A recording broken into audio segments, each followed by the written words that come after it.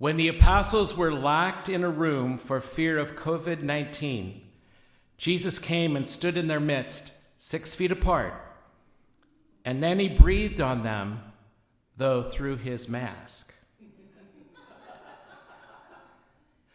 Later, he told Thomas, "Put your hands in my side and touch the wounds, but don't touch my face." Breathing is a big part of this Easter gospel. Actually, it's a big part of every gospel and the whole Bible, actually, from its very beginning.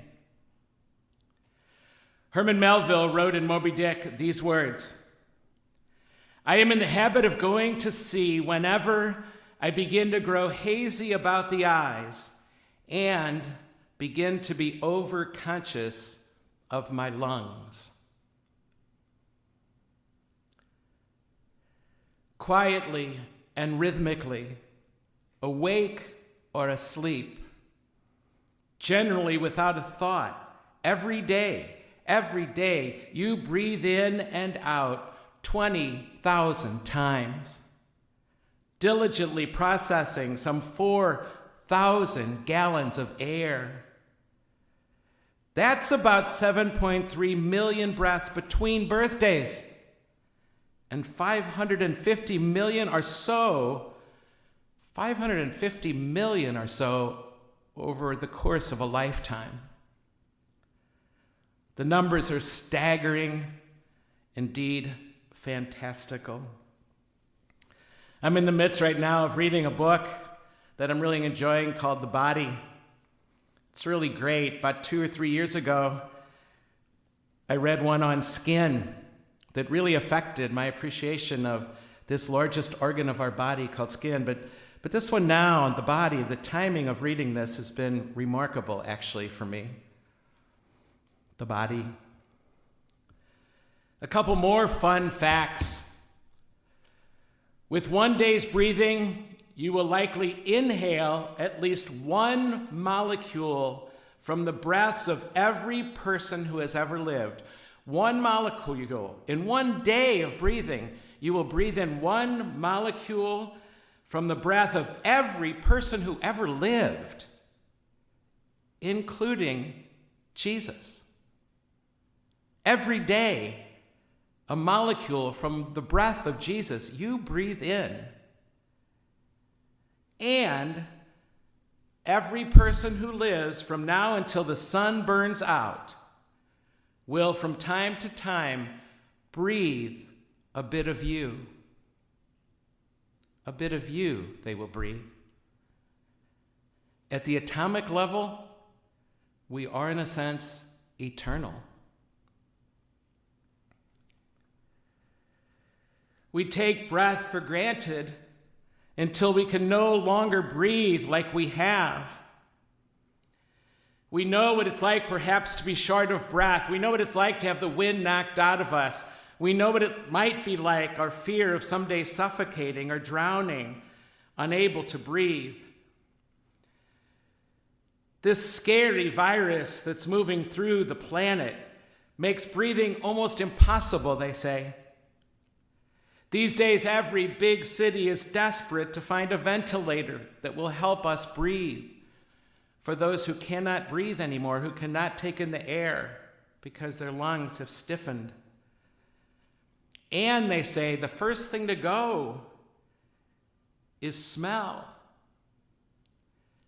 And in these early spring days here in St. Louis, what a loss.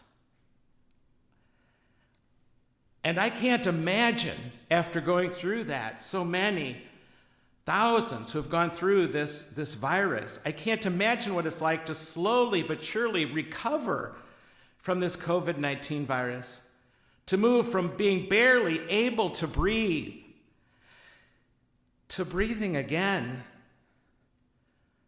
from smelling nothing to smelling everything. Wow.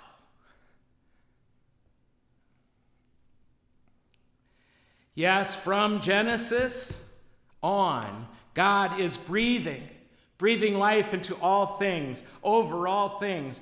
In the beginning and part of every breath we take, God breathes out and we breathe in. Prayer, if it is anything, is breathing with God. Most of us don't remember this, but we've certainly seen it. Little kids with their heads against their mom's chest and feeling her chest rise and fall as she breathes. How incredibly comforting it is for a little child to breathe with his or her mom. And breathing is intertwined. It's intertwined all along the way, from the very first moment of Genesis to where we are today.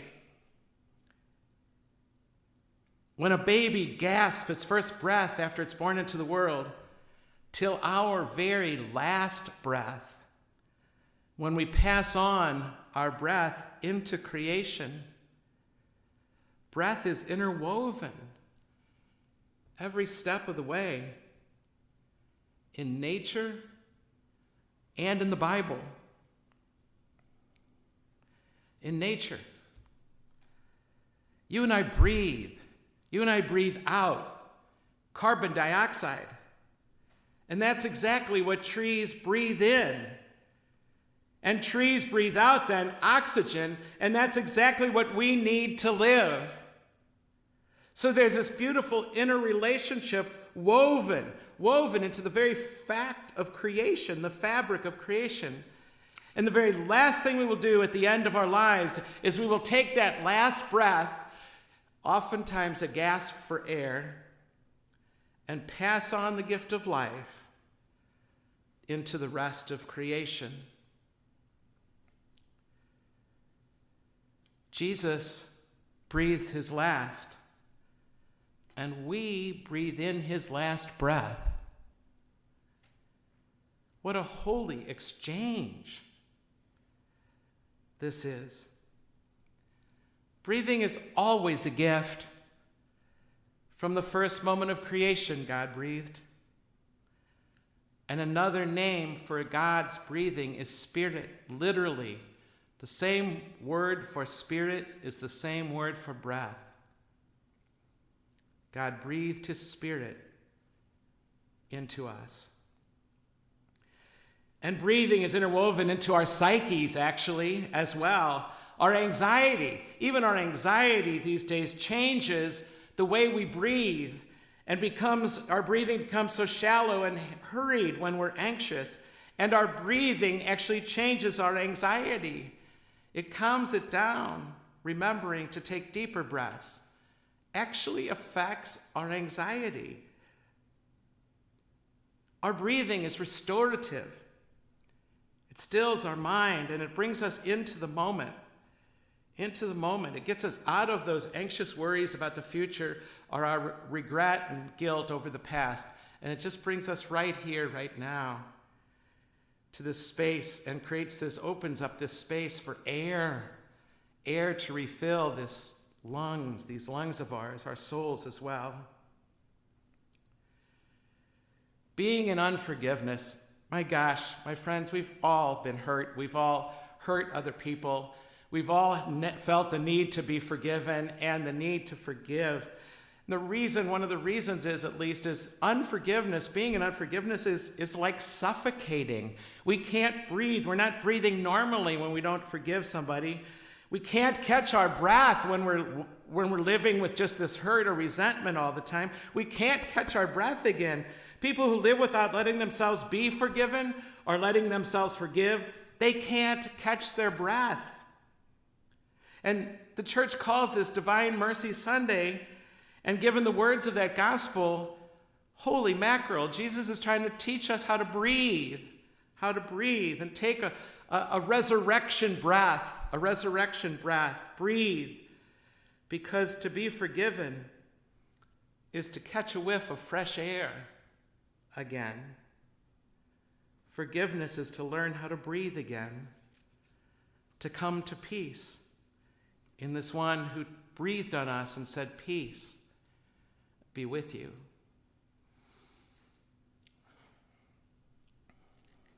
breathing on them, he did. Whoa. These days when we contain our breath from each other to protect each other, this breathing on them is so intimate. Breath is life. He's giving them life. He's giving them peace when they are anything but peaceful. He's giving them mouth-to-mouth resuscitation, if you will. The exhale of his breath becomes the inhaling of new life for them, new life in them.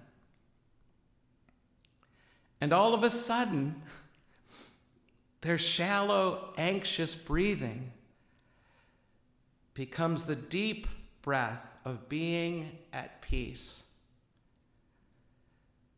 He breathes on them and he says, "Peace be with you." And all of a sudden, this band of shallow breathers, all of a sudden they come alive with not just their own life, but with his life, now in the world. This is a scene of tremendous empowering while they're locked up in their fear. He's teaching them how to breathe. Breathe deeply. Breathe free. Breathe in peace. And breathe together now. And this can happen in quarantine. This can happen at home. This can happen behind those masks. We could take this breath of a new life right now and live right there. We can take a new breath right now and live, come alive. In any circumstance, this is possible, including this one, ours. Yes, we long right now. If you're anything like me, we are longing to break out from behind these closed doors. Yes, we are looking forward to unmask our faces and unmute our breath again. But there is a love that is teaching us how to breathe in the midst of being sequestered and masking. That those things don't have to disappear for us to learn how to breathe this new life and come alive again. That is being breathed into us right now, right there in your own living room or your kitchen while you're making breakfast for the family today or supper, while you're wearing your pajamas. Yeah, I see you. Or drinking a little glass of wine in front of your fireplace with the large screen TV just above. And your breath is saying, "You're alive. You're alive. You are alive." And you dare not take that breath.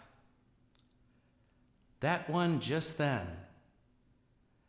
That one of 20,000 of those today. Ever for granted.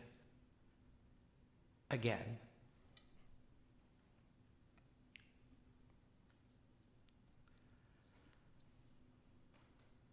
So I'd like you to do it right now. Do it right now. Breathe in like you're smelling a rose. And breathe out like you're blowing out your birthday candles.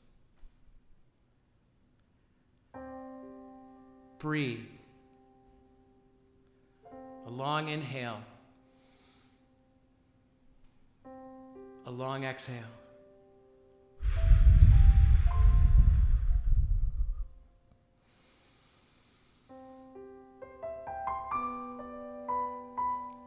Go ahead.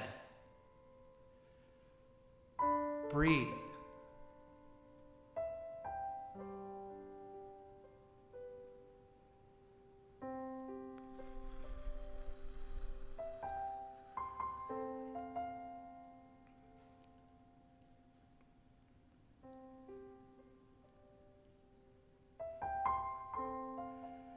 Source of all blessings, you bless us with your breath. in and out, in and out, ever renewing us, ever anew, making us one with all who breathe the same air. May this blessing of your breath overflow into a shared gratefulness, so that with one voice, one shared breath, we may praise and celebrate your life